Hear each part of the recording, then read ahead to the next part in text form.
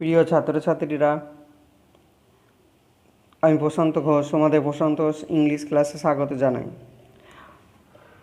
আমরা আগের ক্লাসে রাস্কিন বন্ডের লেখা দ্য আইস হ্যাবিট ছোট গল্পটির প্রথম 2 পাতা অর্থাৎ 43 আর 44 পাতাটা পড়েছিলাম। আজকের আমাদের পড়ার বিষয় দ্বিতীয় 2 পাতা 45 পাতা এবং 46 পাতা। এখানে পড়ার সময় তোমরা অবশ্যই লাইনগুলোর দিকে খেয়াল রাখবে যে ওখানে যেভাবে দাগ দেওয়া আছে দাগগুলো দেবে। প্রত্যেকটা লাইনগুলো থেকেই সেখানে কোশ্চেন আছে, বিভিন্ন রকম কোশ্চেন আছে এবং এখানে কিছু কিছু শব্দের মানে আমিও সেখানে বইয়ের ওপরেই তোমাকে পেন্সিল দিয়ে লিখে দিয়েছি, সেগুলো তোমাদের দেখতে যাতে সুবিধা হয়। আমাদের ভিডিওগুলো ভালো লাগলে সাবস্ক্রাইব করবে, লাইক কমেন্ট করবে। যে সমস্ত প্রশ্নগুলো দেয়া হবে সেই প্রশ্নগুলো উত্তর দেওয়ার চেষ্টা করবে। আগের ভিডিওটি দেখার জন্য আমাদের ডেসক্রিপশন বক্সে যাবে, সেখানে লিঙ্ক দেওয়া থাকবে, অথবা চ্যানেল পেজটি তোমরা খুললেও দেখতে পাবে সেখানে। অর্থাৎ দেরি না করে আমাদের দ্বিতীয় ভাগটি দ্য আইস হ্যাবিটের দ্বিতীয় ভাগ 45 পাতা এবং 46 পাতাটা শুরু করা যাক। No, I answered quite confidently. না, আমি বেশ সাহসীভাবেই উত্তর দিয়েছিলাম, নিশ্চিতভাবেই উত্তর দিয়েছিলাম। আমি জানতাম দ্যাট যে there are hardly any animals left in the forest near Dehra. আমি জানতাম যে সেখানে দেরার কাছে আশেপাশে জঙ্গলে খুব একটা প্রাণী বেশি বেঁচে নেই। I turned from the window. আমি জানলা থেকে মুখ ঘুরিয়েছিলাম। And faced the girl. এবং মেয়েটির দিকে মুখ করেছিলাম। And for a while. এবং এক মুহূর্তের জন্য উই স্যাট। আমরা বসেছিলাম। In silence. এবং নীরবভাবে। বলছে you have an interesting face. তোমার একটা সুন্দর মুখ আছে। I remarked. আমি মন্তব্য করলাম। I was becoming quite daring. সাহসী। আমি বেশ সাহসী হয়ে উঠছি। But it was a safe remark. কিন্তু এটা একটা বেশ নিরাপদ মন্তব্যই ছিল। Few girls can resist flattery. খুব অল্প সংখ্যক মেয়েরাই আর কি ফ্ল্যাটারির প্রতিরোধ করতে পারে তোষামত। তাহলে এখান থেকে একটা কোশ্চেন যে few girls can resist MCQ flattery. She laughed pleasantly. সে খুবই হেসেছিল মনোরমভাবে। এ ক্লিয়ার রিঙ্গিং লাভ। মানে বেশ একটু আওয়াজ করেই সে হেসেছিল। পরের লাইনে it's nice to be told I have an interesting face. It's nice, এটা খুব সুন্দর। To be told I have interesting face, মানে আমার সুন্দর মুখ আছে, এটা শুনতে বেশ ভালোই লাগে। I am tired of people telling me I have a বিটি ফেস। আই অ্যাম টায়ার্ড, আমি ক্লান্ত হয়ে পড়েছি। অফ টেলিং মানে me that I have a বিটি ফেস, লোকজন বলছে এটা শুনে যে আমি একদম ক্লান্ত হয়ে পড়েছি। ও সো ইউ হ্যাভ এ বিটি ফেস। তাহলে তোমার একটা সুন্দর মুখ আছে। Thought I and allowed I said, এবং জোরে আমি বলেছিলাম। ওয়েল, ঠিক আছে। An interesting face can also be বিটি। আমি বলেছিলাম যে একটা ইন্টারেস্টিং ফেস তাহলে খুবই সুন্দর হতে পারে। You are a very gallant young man. তুমি একজন তাহলে বেশ সাহসী লোক। গ্যালান্ট শব্দের অর্থ সাহসী। সি সেড, সে বলল। বাট কিন্তু why are you so serious, কিন্তু তুমি এত সিরিয়াস কেন? আই থট দেন, আমি তারপর ভেবেছিলাম। I would try to love for her, যে আমার তার জন্য একটু হাসা উচিত। But the thought of laughter only made me feel travelled and lonely. But the thought of laughter, কিন্তু সেই ভাবনার ভাবনাটা অফ হাসির ভাবনাটা অনলি মেড মি ফিল, আমাকে সমস্যায় ফেলেছিল এবং একাকিত্ব করে তুলেছিল। ওয়েল, ঠিক আছে। শুন বি অ্যাট ইউর স্টেশন, শীঘ্রই তোমার স্টেশনে পৌঁছে যাবো। আই সেড, আমি বললাম। Thank goodness it's a short journey. ভগবানকে ধন্যবাদ, এটা একটা খুবই ছোট journey. I can't bear to sit in a train, আমি ট্রেনে বসতে পারি না। For more than 2 or I can't bear to sit in a train for more than 2 or 3 hours, আমি একটা ট্রেনের সিটে 2-3 ঘন্টার বেশি বসতে পারি না। ইয়েট আই ওয়াজ প্রিপেয়ার্ড, তথাপি আই ওয়াজ প্রিপেয়ার্ড, আমি তৈরি হয়েছিলাম। টু সিট দেয়া, সেখানে বসতে। For almost any lengthy of time,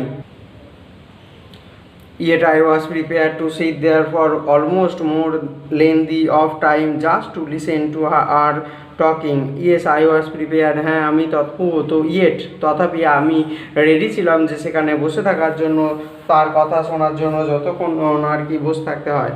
her voice had the sparkle of a mountain stream, তার ভয়েসটা ছিল, তার গলার আওয়াজটা ছিল মাউন্টেন স্ট্রিম মানে পাহাড়ি ঝর্ণার মতো ঝলকানি ছিল। As soon as she left the train, যেই মাত্র সে ট্রেন থেকে নেমে গেল।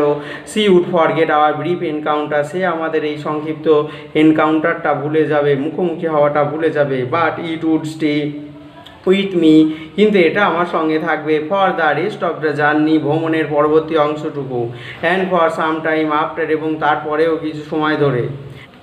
The engine whistles ringed, engine whistles ring, ইঞ্জিনের আওয়াজটা তীক্ষ্ণ হলো। The carriage wheels changed their sound, carriage wheels মানে কামরার চাকাগুলো changed their sound and rhythm, তাদের ছন্দ আর শব্দ বদলে ফেললো। দ্য গার্ল গট আপ, মেয়েটি উঠে পড়লো, and began to collect her things, এবং তার জিনিসপত্রগুলো কালেক্ট করতে শুরু করলো। আই ওয়ান্ডার্ড, আমি অবাক হয়ে গেছিলাম, আই ওয়ান্ডার্ড আর if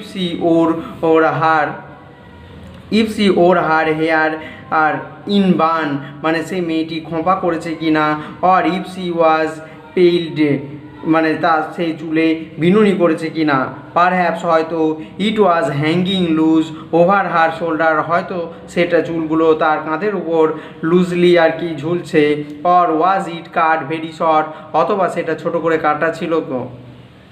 The train drew slowly into the train drew slowly into the station, ট্রেনটা ধীরে ধীরে স্টেশনের মধ্যে প্রবেশ করলো। আউটসাইড, বাইরে, there was the shouting of porters, বাইরে কুলির আওয়াজ শোনা যাচ্ছিল, অ্যান্ড ভেন্ডরদের, and a high pitched female voice near the carriage door, এবং একটা শোনা যাচ্ছিল তীক্ষ্ণ কণ্ঠস্বরের মহিলার আওয়াজ, অর্থাৎ যে মহিলার আওয়াজটি শোনা গেছিলো সেটা এই হাই পিচ ফিমেল ভয়েস ছিল। তার আন্টির ভয়েসটা কীরকম ছিল যদি এখানে কোশ্চেন হয়, যে হাই পিচ তীক্ষ্ণ কণ্ঠস্বর। The voice must be belong to the girl's aunt, আওয়াজটা অবশ্যই সেই মেয়েটার আন্টির হবে। Goodbye the girl said, মেয়েটি বলল চিরবিদায়। সি ওয়াজ স্ট্যান্ডিং, সে দাঁড়িয়েছিল, ভেরি ক্লোজ টু মি, আমার কাছে, সো ক্লোজ, এতটাই কাছে, দ্যাট যে the perfume of her hair was tantalising, মানে তার সেই সুগন্ধিটা, তার চুলের সুগন্ধিটা আমাকে করে মুগ্ধ করে তুলেছিল। I wanted to raise my hand, আমি আমার হাতটা তুলতে চেয়েছিলাম, অ্যান্ড টাচ হার হেয়ার, এবং তার চুলটা স্পর্শ করতে। বাট সি মুভড অ্যাওয়ে, কিন্তু সে এগিয়ে গেল।